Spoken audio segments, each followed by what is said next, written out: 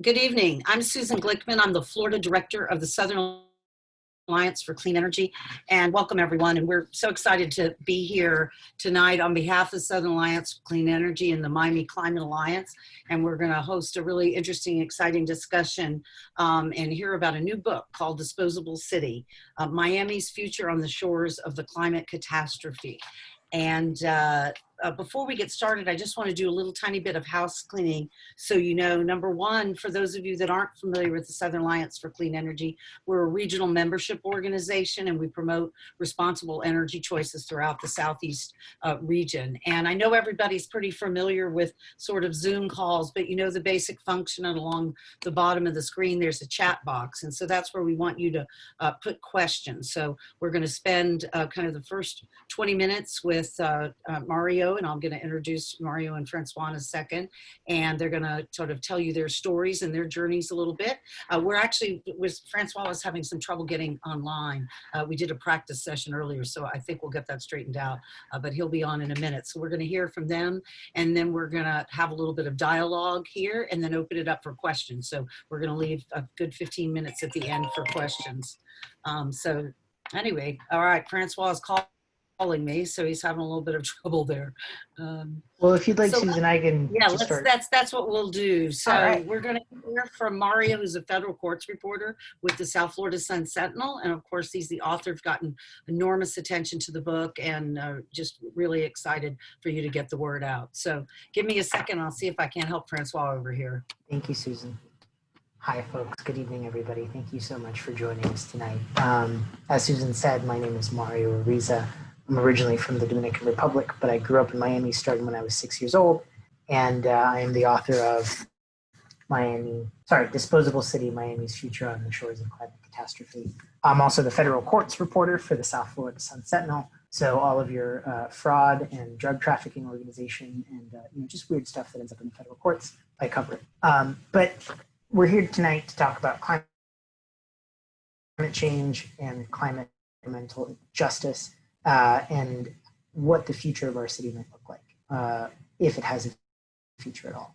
And that's precisely why I wrote this book. I left Miami when I was 18, thinking I would never come back. I had kind of a tough relationship with the city.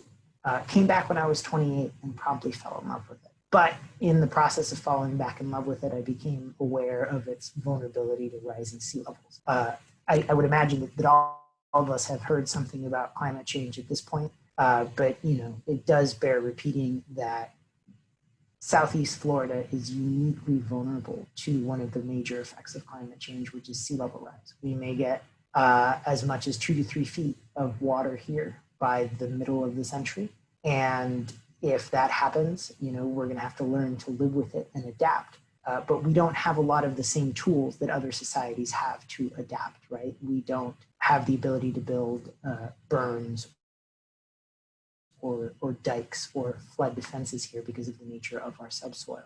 But we are, a thriving metropolis of, I think, almost 8 million to 9 million people in the statistical census designated area. It goes all the way from Martin County all the way down to the Keys. And it is an open question whether or not we're going to be able to live out our life here by the middle of the century because of the increased heat, increased sea levels, and the more powerful storms and hurricanes, which we're already getting a little bit of a taste of this season, which is supposed to be super active. But how does that tie into climate equity, right? And why are we talking about injustice and racial injustice when describing the effects of an environmental phenomenon? Well, climate change is really pernicious in that its worst effects fall upon the people who have least contributed to it, right? They're not the ones who put the most carbon dioxide in the atmosphere. And its worst effects also fall upon those least able to adapt to it, the people with the least means to either pick up and move or adapt their property or afford the healthcare necessary for the negative health outcomes that are often associated with a hotter climate, a longer allergy season, that kind of stuff. In the city of Miami, that takes a particularly unique form of displacement that some have termed climate gentrification. and it is a term that I use in my book, even though it is a controversial term. And essentially, in the city of Miami and in Dade County, what occurred is that because of historically unjust and racist housing policies, right, minorities, African-American minorities, and also Afro-Caribbean minorities were redlined onto the high ground of the city, right? And by the high ground, I mean the coastal ridge, which is 15 to 17 feet tall, usually on average, sometimes 11 feet tall. What I mean by redline, they literally were not allowed to get a mortgage next to the ocean. There are maps, right, which lay out where people of certain races can get certain mortgages from the 40s and 50s and 30s.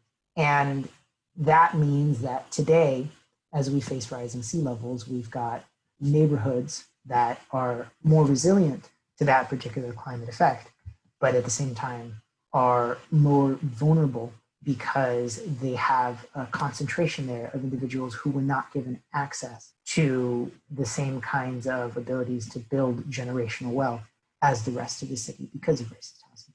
And that leads you to a moment in time where the people who were redlined onto the high ground are being displaced from the high ground, right? You've got lots of small developers moving in and flipping houses. And then you have large developers, right? And this is why I say that I do believe climate gentrification is happening, who will very much tell you that they're building this development, this very large development on the high ground in our city, specifically because it is, quote unquote, resilient, right? But they won't necessarily mention that they're displacing people to do it. So that is one of the major economic and climate justice issues that we're facing here in Miami and in South Florida, for the simple fact that, you know, we don't have hard data about what happens to the displaced folks in TIT and Little Haiti or in the southern portions of Liberty City. But we do begin to suspect, and we do have anecdotal evidence that they're going to places like Homestead, that they're going to places like South Broward, right? And you're like, well, what's wrong with Homestead and South Broward? Nothing, ostensibly, except that those are areas where, well, those are pretty low-lying areas where they may not be able to purchase a house that exists for more than one mortgage cycle, frankly, because of the way that sea level rise is swiftly accelerating at this point. And depending on the projections, they may have a mortgage cycle and a half. And that's going to cut them out again from another round of generational wealth building. So it will compound inequity upon inequity. So I don't know if we've got Francois on at this point, but I'd love to hear some from him. And I'd love for him to introduce himself and sort of give us his voice and tell us what's going on in his community. So take it away, Francois. Here. Hey, Mario, can you hear me? I can hear you, Francois, yes. Yeah, I'm finally on. Excuse me, guys, for the technical difficulty. But finally on. It was great to hear you, Mario. Thank you all for having me on this panel. Awesome book, by the way, Mario. Hi, everyone. My name is Franco Alexan, also known as Uhuru Conscient. And I've been living in TIT itself since 2014. I'm originally from Broward County, and I've always been back and forth between Broward, as you know, they're the sister counties. So I've always been back and forth, and I had family down here in Miami, but truly I stayed around like in 2014 to really stay in TIET. And I am the CEO of Conscious Contractors, a company that was founded at after the Hurricane Irma, which was a necessity for this community itself when it comes to climate gentrification. The thought of Irma having to shred us to pieces, and you know that most vulnerable communities also have a most vulnerable population.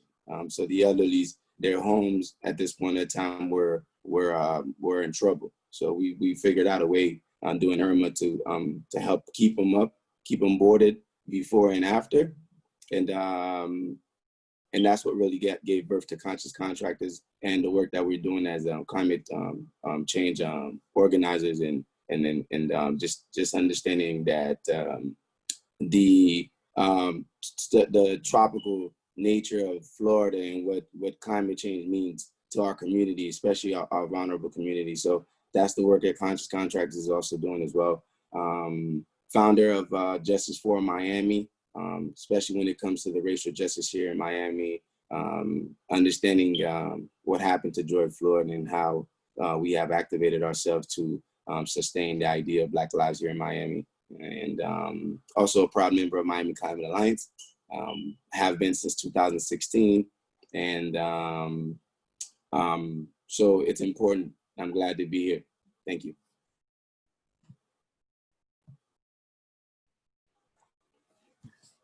Oh, Susan, let me get you to real quick. Sorry, I guess I was on mute. Francois, I want you to tell Mario, given that his book centers a lot around Little Haiti, which is, you know, where you are all the time. Did he get the book right? Did he tell the story as you live it? Yeah, I had a chance.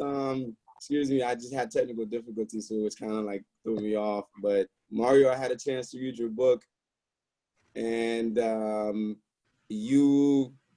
book was excellent, and it showed that it was somebody from Miami that wrote the book, especially being that thoughtful and being that creative, and understanding complex situation and bringing it to simple forms, and also be able to like captivate the communities in which they are and respecting them for what they are. I think that only a Miamian can tell a Miamian story, especially if we're heading towards disaster when it comes to the sea level rise. Awesome book. Thank you, Francois. That means a lot to me, man. It really does. And I also wanted to ask you, you know, I was talking a little bit about climate change gentrification and a bit about how, you know, why the high ground is so important to you know, people right now. But I wanted to sort of get your perspective on what it looks like in Little Haiti right now, especially in the time of COVID-19. You know, do you feel like you're just as vulnerable to climate gentrification now as you folks were, you know, 6 months ago? Are there other major climate-related concerns in your community? You know, what does it look like on the ground? Because I haven't left my apartment in 6 months. Yeah. A lot of us haven't, and rightfully so, because there's a virus out there that is killing us, and you know, it's especially for me, understanding COVID really happened in the beginning of March. I had recently just lost my father. You know, he died. He had a diabetic, went into a diabetic coma, and just didn't come out. So we buried him on March 22nd, and then right after that, we just went right back. So as Conscious Contractors, we're a hands-on organization, like at all times, and we consider ourselves our frontlines organizers, and we looked at COVID as any other issue that our community was facing, and we know that for sure, that anything that our community is facing, we're going to be the most vulnerable at it, because we don't have the infrastructure, we don't have the economics to uphold it, and quite frankly, majority of, like, if you look at the COVID symptoms, it's people who has underlying conditions. We also know that our population as well has those underlying conditions because of the wrong choice of poor choices of food, or really rather just because we don't have the food, limited choices that rather, and that also gives way because of the food desert that we live in that particular community. So we knew that was happening, so we partnered up with a couple of organizations. One of them is Third Wave Volunteers with Dr. Allison Thompson, and we quickly just went on the ground and started passing out masks. We knew that ahead of the game, because one of our founding members of Conscious Contractors is now living in China. So he was able to kind of, give us some heads up of what's happening and how we got prepared for COVID. And when COVID hit us in March, we just went to the streets, started passing out the masks that was donated by Third Wave Volunteers. And then from there, we also got hooked up with more folks who started making the cloth masks themselves and wanting to help, because they heard that we was out there passing out the masks. And then we also knew that some of our population couldn't go to the grocery stores, especially at this point in time when, jobs lost, people were home. So we started coming, we created a team got together with Farm Share and some other folks who are on the ground in the community, and we just started doing what we call the care package distribution. So we really went right into understanding what COVID, the impact of COVID, and what it was going to do to our community and how we can help sustain it. And that's what we did, and that's what we're still continuing doing now as we speak. Mario, can you speak to just from what Francois was saying? Like, what's the lesson from COVID, for climate? I personally think, with climate is going to make COVID look like a cakewalk, really. Yeah. But Mario, what are your thoughts based on what Francois? Yeah, so Francois, thanks for sharing that experience with us. So researching this book and writing about climate change in Miami prepared me to cover COVID, right? Because when the virus hit, our newspaper, the Sun Sentinel, sprang into action, and we've been doing a lot of the same stuff that you've been doing, just in our own weird way. Like, we've been working super long hours to try and get the news out. And on a fundamental level, I've found that, COVID-19 is kind of showing Miami and South Florida and Broward and Palm Beach a sort of a vision of its climate change future, right? So it's almost like a crystal ball that you're seeing through.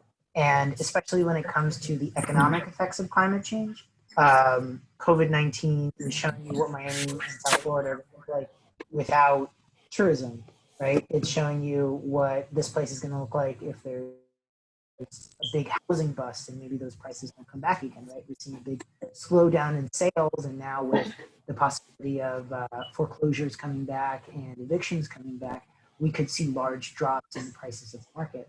And we also have an 11% unemployment rate among the 3 counties, which is the highest it's been in more than a decade. And so what is it showing you, right? It's showing you that an economy based on service work and powered by tourism and real estate is uniquely vulnerable to the shocks and stresses of the 21st century, of the Anthropocene, as some people like to call it, right? One of the shocks is zoonotic viruses that come from animals. But another really, really big one is going to be climate change. And if Miami wants to survive, if South Florida wants to survive and adapt, we have to figure out different economic areas to generate income, right? And to generate economic productivity. And some of those areas could be, clean energy and green adaptation. But also, this is a place where we're going to have to learn how to live with the water. We're going to have to develop blue-green infrastructure to clean the water and to move the water, because there's no rising water here, right? And that knowledge, that's something that, Francois, you said one of the founders of Conscious Contractors is living in China, right? Well, China has 70 million people in the Pearl River Delta that are vulnerable to sea level rise, just like us. And if we come up with technologies that help them adapt, maybe we can start selling stuff from South Florida or that knowledge to China. So it's ideas like that, that caused me to think that, COVID-19 is really kind of a vision of South Florida as climate change will leave it if we're not careful. Yeah, for sure. About how we're going to pay for all this. So, we're all in ground zero in Florida, but in South Florida, people are seeing the costs of this already. The Army Corps of Engineers has a $4.6 billion sort of plan they're looking at, and Miami-Dade County has some $23 billion in their 5-year capital plan that's going to go to resiliency. And we have the City of Miami forever bond deal, $192 million. So these are some big chunks of change. So my question to you both is sort of how we're going to pay for it. And doesn't the oil and gas, the fossil fuel industry that knew about the harm that their products cause and have manipulated and sort of lied about the science and spent hundreds of millions of dollars yearly covering it up? Like, where's the balance there of how are we going to pay for it? Or is it going to be back on the back of the taxpayers and, of course, the most vulnerable communities that are having a hard time making ends meet now? So just talk to that whole issue of climate liability. And Mari, I don't know if you touch on that in the book, and then maybe go to Francois. Sure. And I'll just start by saying that, the cost of climate change, we don't know how much it's going to cost Miami to adapt, right? We know there isn't enough money here to adapt all of the city, and that we're going to have to retreat from parts of it. But I spent 4 years writing and researching this book. I never saw like a good estimate, right? And it's not like the kind of thing where we know what the final cost will be. But with that said, the cost of adapting to climate change or the cost of climate change don't fall upon people equally, right? Climate change is a regressive tax in the sense that folks who are richer, right, are going to be more insulated from its effects. But people who live in other sections of the city and do not have access to generational wealth are going to be paying more for climate change, right? Because their heat bills are going to go up, because their incidences of asthma or COPD are going to be more frequent. In terms of the lawsuits and again, who's going to pay for it, I would say a couple of things. First of all, the city of Miami alone, not just Miami-Dade County, we got 36 billionaires here. We should ask them to maybe chip in if they want to hang out here for a little bit longer. But also, there are large amounts of litigation going on against oil and gas majors and actually electricity generators and distributors. It's an open question as to why the city of Miami and Miami-Dade County and a lot of municipalities in Broward didn't join in lawsuits. I did a report on this a while ago. The gist of it sort of like, well, we don't really know if it's going to work. We're going to wait for the first one to win, and then maybe we'll pile on. So that's kind of why nobody's been suing down here. But it's very much a situation like big pharma or big tobacco, where they're running huge liabilities. But Francois, I'd love to hear your opinion on that. And thank you, Mario. That was a good response. On the governmental side here, just with the city of Miami, you're right. We don't have the money. We haven't thought about how we're going to deal with this economics of fixing what's happening to our climate or adjusting or adapting to it rather. But what we can talk about is the $400 million bond that was passed in the city of Miami. That really it's really stalling the committees itself. They're taking their time with it, and even just to divvy up the money between commissioners are also taking a long time. So, which means that the most populated, the most vulnerable populations were always going to be last when it comes to thinking about how to help. Yes, TIT sits, on this high elevation above sea level, but any given day on a king tide, I live on 80th Street, it floods. Any little rain we have, the backup sewer systems that we have, and the septic tanks that are filling up at this point in time, when it rains, all of it is backed up and it's on our streets. So the $400 million bond has not even been talked about in terms of how much is going to each community, but that is a pot of money that we can start discussing about how resilient that we can be, especially when it comes to homes and home renovations and even having to build impact windows and just making the home more efficient and solar panel ready too. Since you brought up the city of Miami and the bond deal, I know there's been a bit of a sort of scuffle lately about the resilience office with the chief resilience officer, Jane Gilbert, who is doing such a sort of amazing job. And the idea is of that $492 million bond deal, I think it was 192 that were really going to specific climate impacts, right? So they're just beginning to start to look at where to spend monies and hopefully in preventative ways. And then Jane left, and there's been that the office was now moved to public works. And so some people think it's sort of just a little restructuring and it's still okay. And others are very concerned. So if you guys want to speak to that. Well, that office belongs to itself, even though the money from the Rockefeller 100 cities is run out. I think that it is our duty in the city of Miami to understand climate change, the impact of it as sea level rise on any given day. Like as I state, it's on a sunny day, on a king tide, you'll have your streets flooded. So any politicians at this point in time who doesn't believe in that and who is actively not trying to find ways to put the money up to deal with it, then we got that's our problem. That's the biggest problem we have at this point in time. Yeah. So for those not familiar with exactly what's going on in the city of Miami, sorry, and you'll hear my dog in the background whining because she's hungry for dinner. Oh, sorry. What's going on is this, right? The city of Miami has to make some serious budget cuts because of COVID-19, and at the same time that it has to make budget cuts, the person who was filling in the job as the resilience officer, Jane Gilbert, stepped down, right?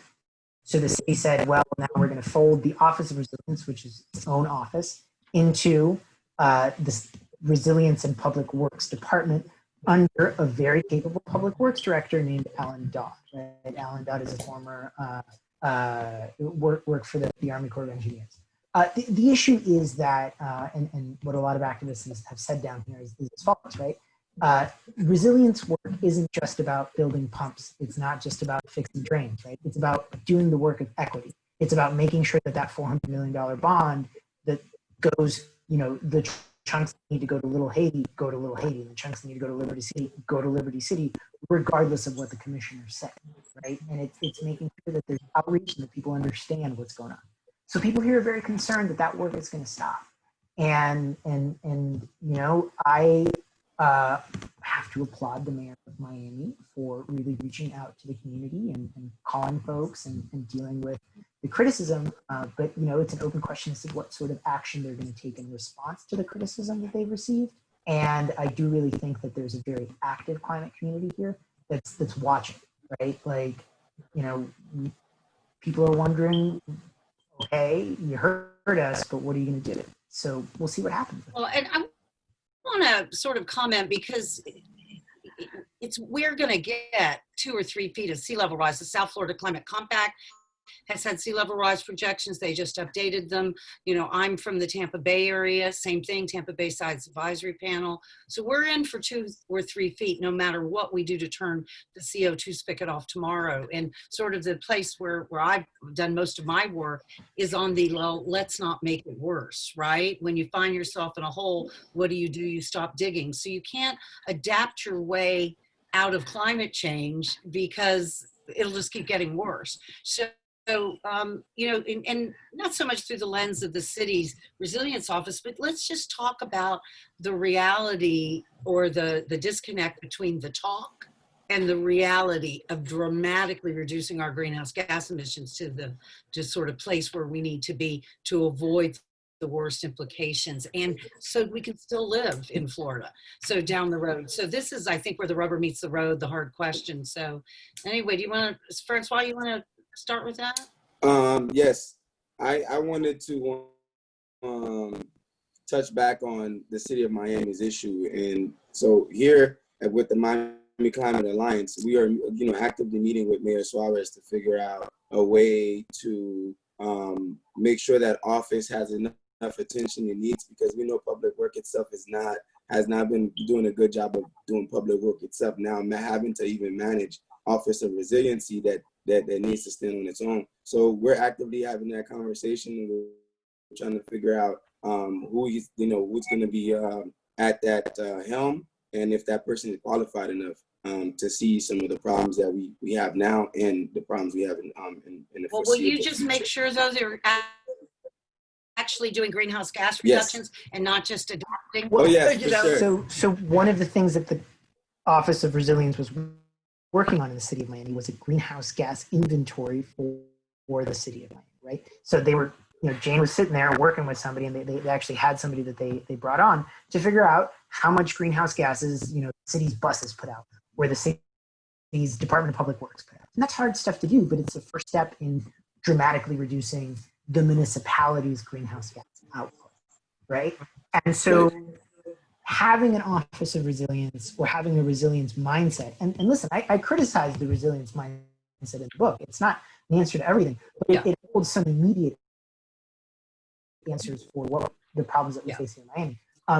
It allowed you to look at the problem not just as building pumps or adapting your way out of it. It allowed you to look at adaptation and mitigation, bringing down the greenhouse gases at the same time. So that's a way that the issue, that we were just talking about directly. Well, it is challenging because it is a global problem. And I want to acknowledge it's always dangerous because it's hard for me to go back and forth and see everyone's on the phone. But Daniella Levine Cava is on the phone, and she's just continuing to offer up help, and very excited to be with us here. So anyway, she's a champion. And then we have another champion on the phone, which is Philip Stoddard, most recently the mayor of South Miami, who's been an enormous leader. So I may be missing somebody, but those are two folks I just, number one, wanted to acknowledge your just longtime leadership and how important this is. So and if I could just cut in really quickly and thank both of them for taking the time to educate me on the issues, right? Because if Daniella hadn't, sat down, and if Phil hadn't sat down and talked to me about the book as I was doing the research, a lot of the things that are in there wouldn't have been in there. So I want to thank them both. Very, very, very good.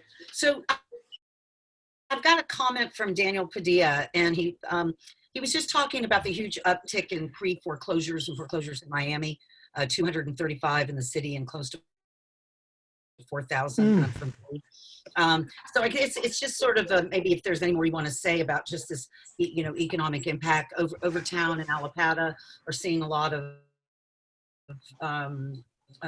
foreclosures around COVID, and it's really ultimately due to no fault of anyone that people find themselves. And let me mention, there are 600,000 people in Florida right now, just in the territories of the investor-owned utilities, which is about 75% of the state, that are at risk of having their power shut off. And the utilities are starting to announce that.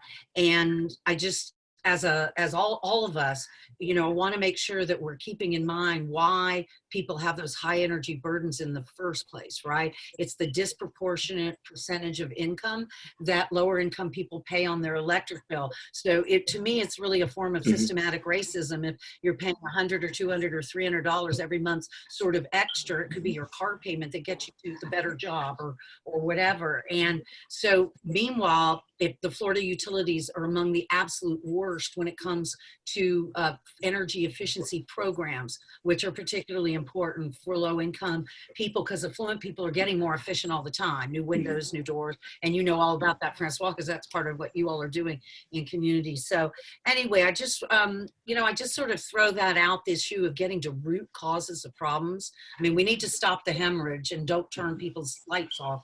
However, let's address why they have the high bills in the first place. So Francois, you want to jump on that? Well, one of the main issues we have here in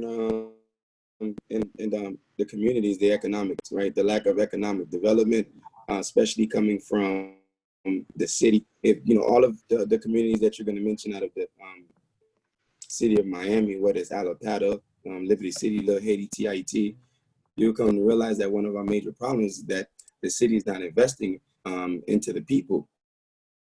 Majority of the properties, as much as some of them are foreclosed, homes have been taken off of them, they're just empty lots. They're of high value at this point. Some of them belong to the city, but the city is really looking to sell them to developers and not looking to economically empower a community. So therefore, we don't necessarily have to die from heat exhaustion or from catching an asthma attack. Just because we don't have the means. But once we're able to have the economic means, and also to check our homes to see if our homes is up to date when it comes to the HVAC, the AC, or the impact windows and so forth. So therefore, that we can adapt pretty well to climate change. As you know, like you said, affluent communities do have the means, but when it comes to the marginalized communities that we know that the money's not there, even the $400 million bond. One thing that I did like about Jane's office and what Jane's office was doing is Jane had already looked at some of the funds and wanted to figure out how to keep people in their homes, right? And if you're gonna stay in the house, then there's a program that was put in place that you can get the money to renovate, right? To even change the roof if you need to, but as long as you stay in the home, that stalled. We don't know what happened to the funds. But a lot of us in our community, especially in TIT, was waiting for that money because our homes need to be repaired and renovated. Mario, did you want to?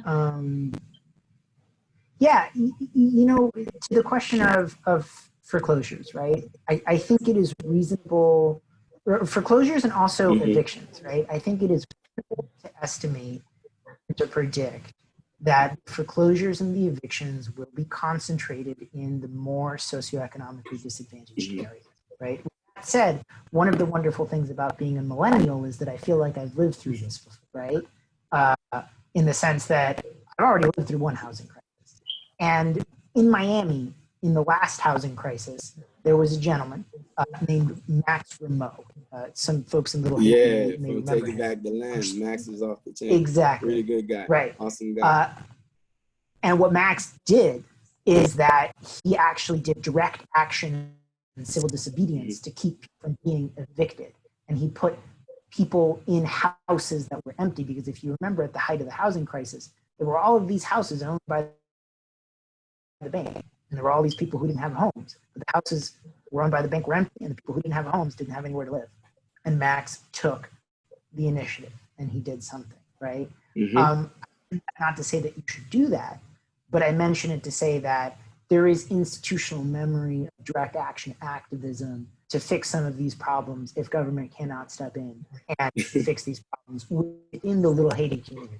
Yeah, I mean, I feel like to add on to what you're saying, Mario, nothing's really has changed, because when you pull up an empty lot in Little Haiti, it doesn't belong to like Mario or Francois. It belongs to an LLC, which means, you know, like majority of our community belongs to an LLC at this point. And you're absolutely correct, you know, and I'm not saying that that's what needs to happen, but if you look at the climate of today and seeing how far we've, you know, they have pushed our communities, we may not have the choice but to do those type of direct actions, especially in a city by where they're constantly building high rises that are empty, and people are sleeping underneath bridges, and you know, especially in a city by where we're also not making ends meet. So there's a lot of houselessness, not necessarily homelessness. I believe that you know, the globe belongs to us. That's our home. And so there's nobody that's homeless. People are houseless without a certain number, a structure,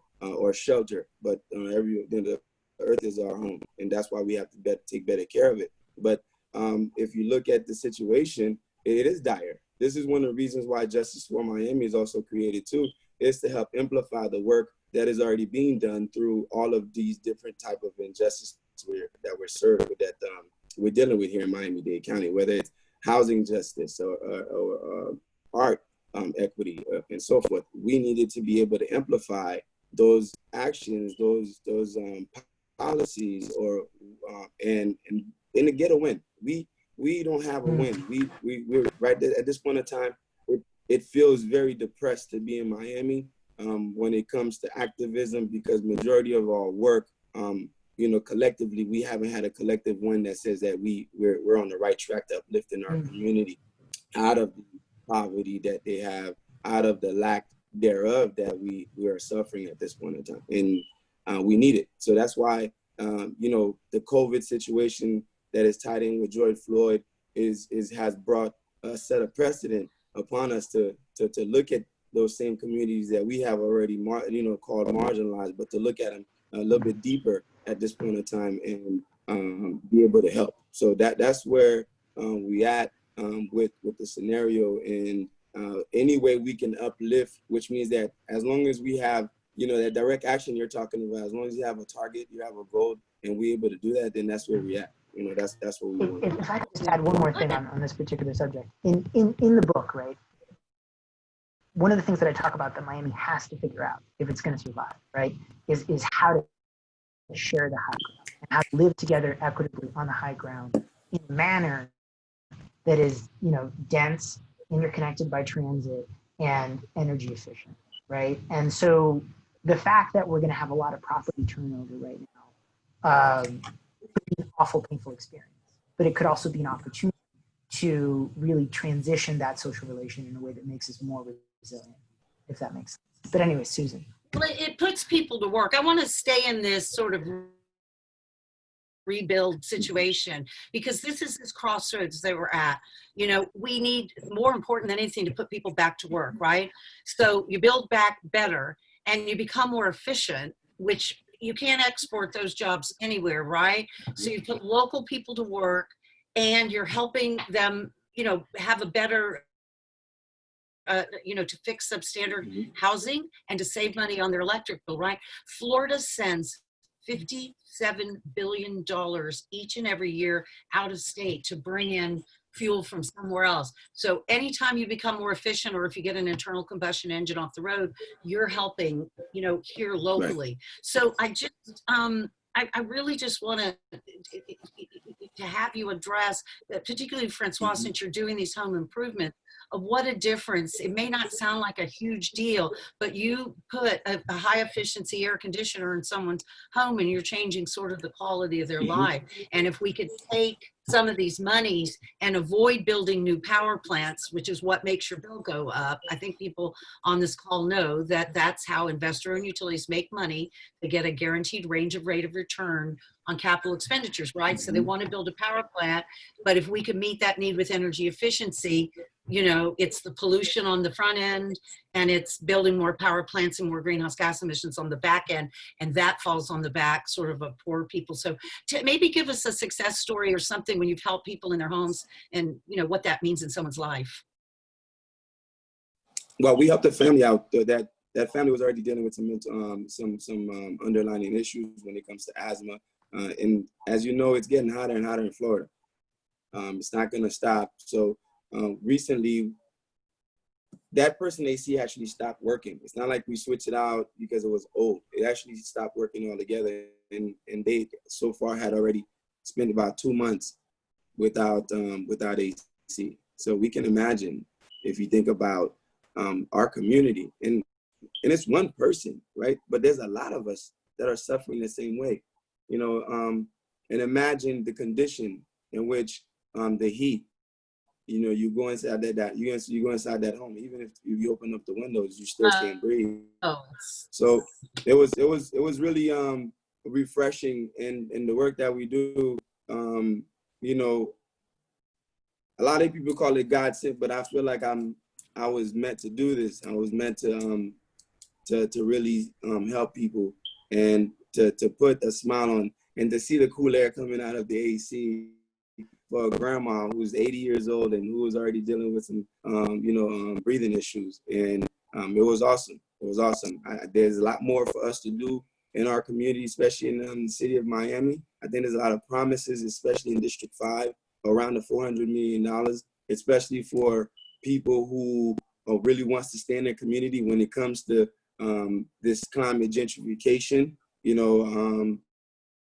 And it's important. I think that if somebody's willing to stay here for the next 15 years, why not help them renovate their home? Why not help them uplift their home? Because the value of the land has already gone up, but the property itself is valuable. So how do we make sure that these folks can get a return on their property, especially if the one that, you know, especially if they've been living here for the last 30 years and have seen the beauty of this community, and also have seen the downfall of it because of gentrification, because of the lack of, I guess, leadership that is not protecting these communities as opposed to selling them. And Francois, if I could just add, like, there's actually an entire section in my book about how heat, right? And I mean, heat, I'm talking about heat. It's getting hotter every year in Miami. The hottest years on record have all been in the past 5 years. And that's having a direct effect on low-income seniors who can't afford to cool their homes, right? And it's also having a direct effect on people who just don't make enough to be able to cool their homes, or don't live in an area that has a lot of tree cover, right? Or do not have efficient cooling systems. And those folks are often concentrated on the high ground. Right. So it's actually contributing to the climate gentrification, because that older woman, right, if she couldn't get her AC fixed, she's much more likely to take that money from a developer who owns the LLC and who wants to flip it. Right.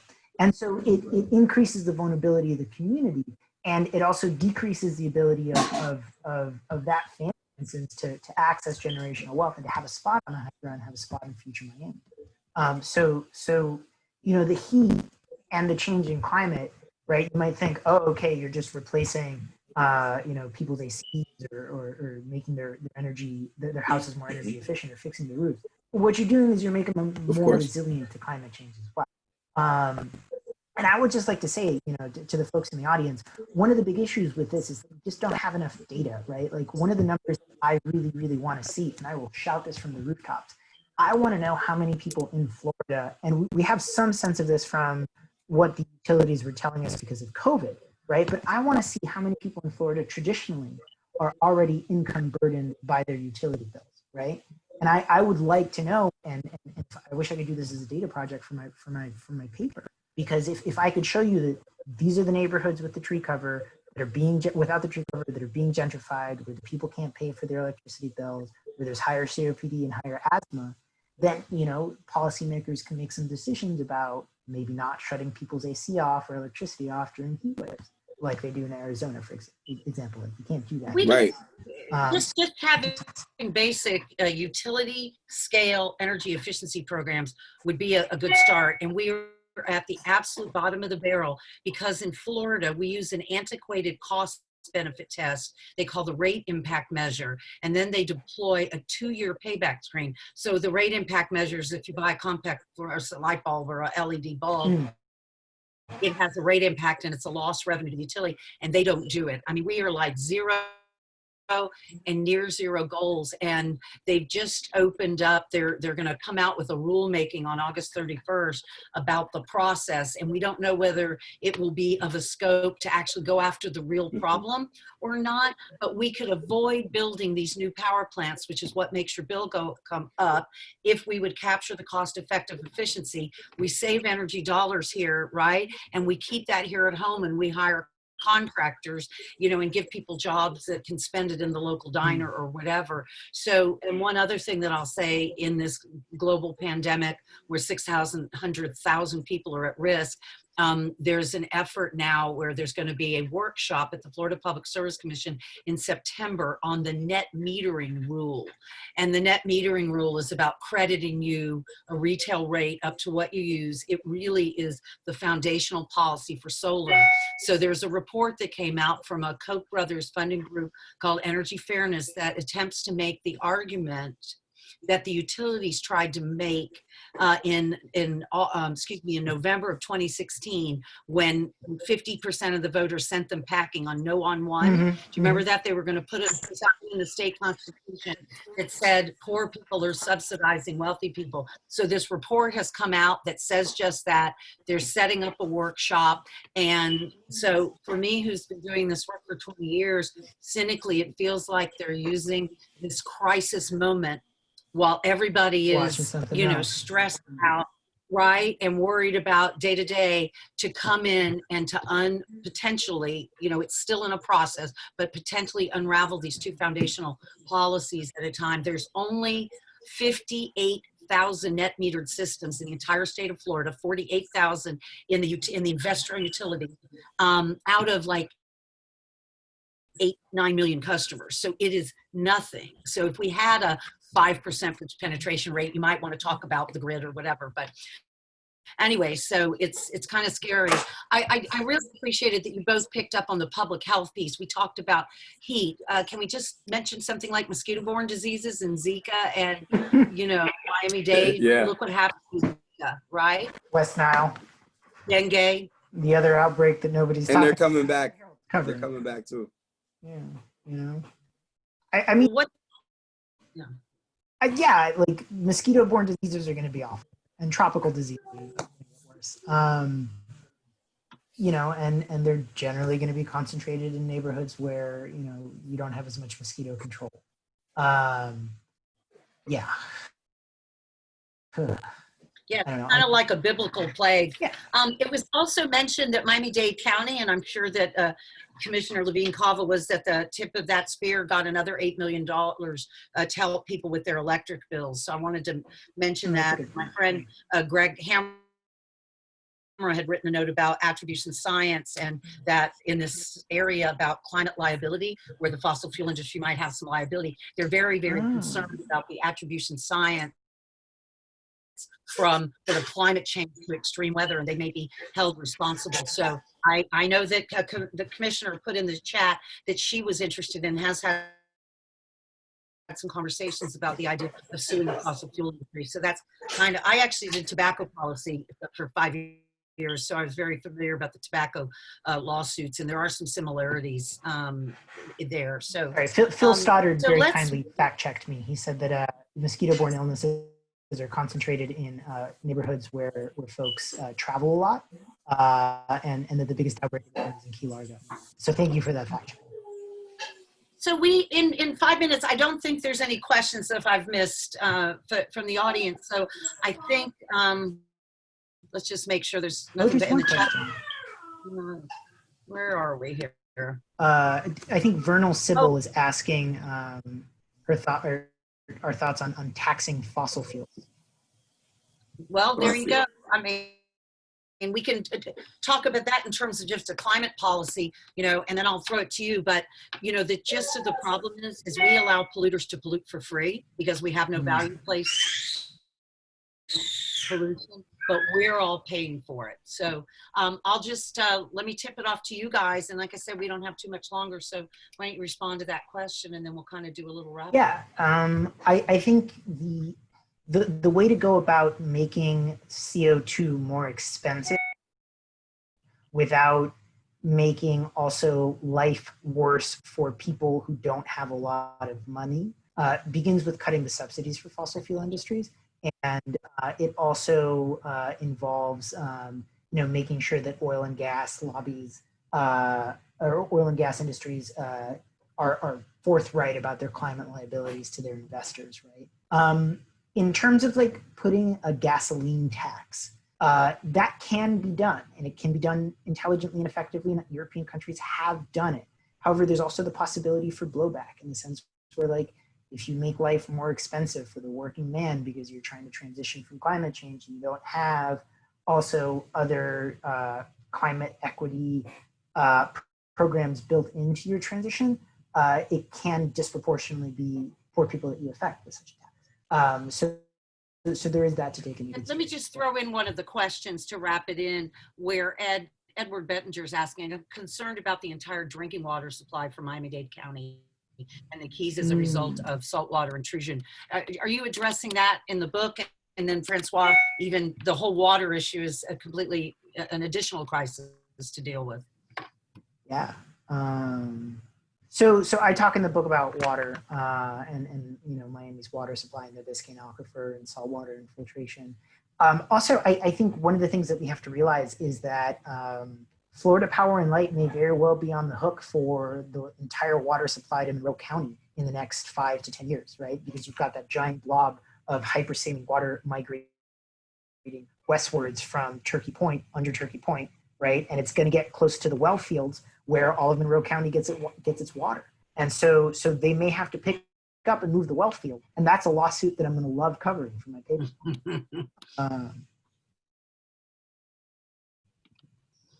Francois, do you want to speak to sort of water or public health or anything in that sphere before we sort of get ready to wrap up? Oh, yes. Just in regards to the hype, hey, that's my son. Yeah. When they say hi. Well, just, I mean, if you look at the new highway that they're building right next to 836, that's an issue in terms of how in depth they're going. You know, that saltwater intrusion is serious. And even here in Florida, here in TIET, you can see on a daily basis that people's septic tanks are coming up. And the old sewer lines that we have. So this is why we have an infrastructure problem in the city of Miami. And no one wants to tackle that, especially in an election year. I think it's important that we do, because if not, you're the next hurricane that hits, folks are going to be very contaminated. And COVID is not just going to be the issue that we just worried about. It's going to be so much worse than yeah, we happening. have 2.6 million of these septic tanks. I know Alex Harris with Miami Herald has written some pretty amazing stories about the cost involved in that, and you know, the warmer, wetter weather makes that blue-green algae and the red tide worse. I mean, we are, you know, there's a lot of problems there. So I'm just gonna ask Mario and Francois to wrap it up, and then we're gonna put up a slide, because you might just want to order this book, and they're available anywhere books are sold. a Thank good you, book, Francois. and or send it as a gift. But if we'd encourage you to consider buying local Books and Books right there in Miami, a very community-minded place. So they have it there as well. So Mario, why don't we let you, and then we'll go to Francois, and then we'll. Sure. Well, folks, thank you everybody for joining us tonight. Thank you, Francois. It's been a pleasure, and I hope after this is over, we can grab a drink when the pandemic is over. Sure. Thank you, Susan, for everything. Folks, this is a book designed to take anybody who picks it up from 0 to 100 on what's going to happen here and what we can do to avoid it. It's designed to empower you and those you care about to defend themselves, right? Because things here have the capacity to get a little weird and a little awful. So I urge you to pick it up. I urge you to share it with your friends. I want to thank the community that made this book possible, everybody who took time to teach me and instruct me and educate me about it. And yeah, that's what I got. Thank you for contributing. Thank you. Francois, and so appropriate that you're there with your son, because the next generation is why we do this, really. This is it right here. This is our future. And Mario, thank you so much for even inviting me to be part of this book cover. It's excellent. I'm glad. And as you're saying, keep it local, booksandbooks.com. That is a conscious choice to make. And as a conscious contractor, we need to be able to think about our future consciously because the next generation can't wait. They're already here. It's important for us to think about that, especially in Florida. And I do hope that you that we are here to get to see your 80th birthday with your 80th candle, and us, we don't necessarily have to be underwater. So I'm looking forward to it. I'm looking forward to also growing up here in Florida, growing old and having to see this guy, does his thing. So I think that it's important for us to mitigate now, and so that we can make sure that they have a future here in Miami, Florida. And it's bright. Thank you, Susan, for inviting me onto this platform. And more power to you all. You all go check out this book. It's an awesome book.